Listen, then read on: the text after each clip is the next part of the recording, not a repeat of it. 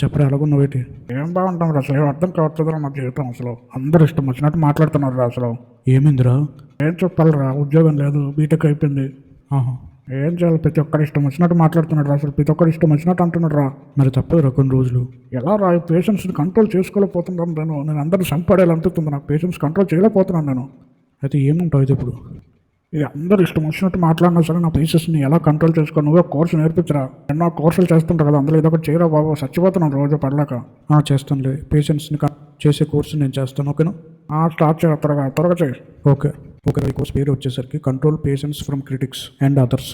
ఏంటది, ఏమండబోతుంది ఇందులో? చెప్ప, త్వరగా చెప్ప. ఏం లేదురా, సింపుల్గా ఫస్ట్ ఏమో అండర్స్టాండింగ్ క్రిటిసిజం చేసుకుంటాం.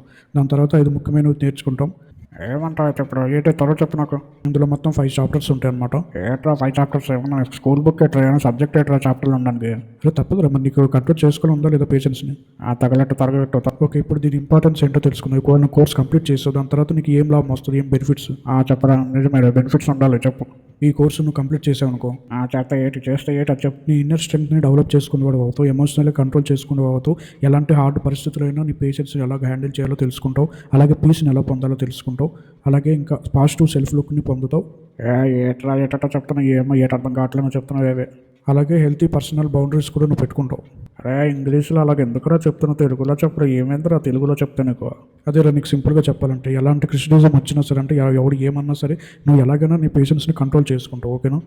ఓకేలేరా కంటిన్యూ చేయకోవచ్చునే, ఏముంటుంది ఇంకా. మరి ప్రతి వీడియోలోకి ఈ వీడియో కూడా అసైన్మెంట్ అనేది ఉంటుంది కదా.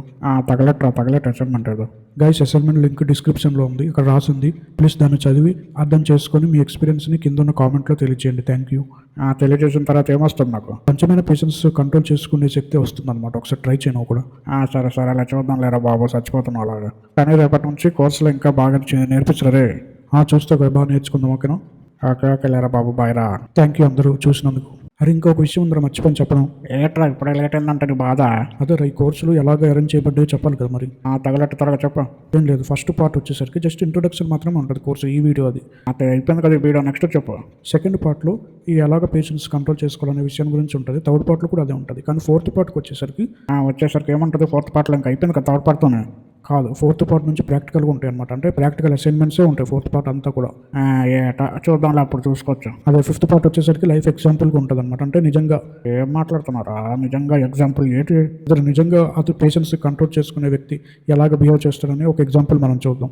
ఓకే ఒకటి కాదు, 2 ఎగ్జాంపుల్స్ మనం చూస్తాం ఫిఫ్త్ పార్ట్లో. ఓకే అప్పుడు చూసుకోవచ్చులేరా ముందు, కానీ వీడియోని ఆపిరా. Okay bye.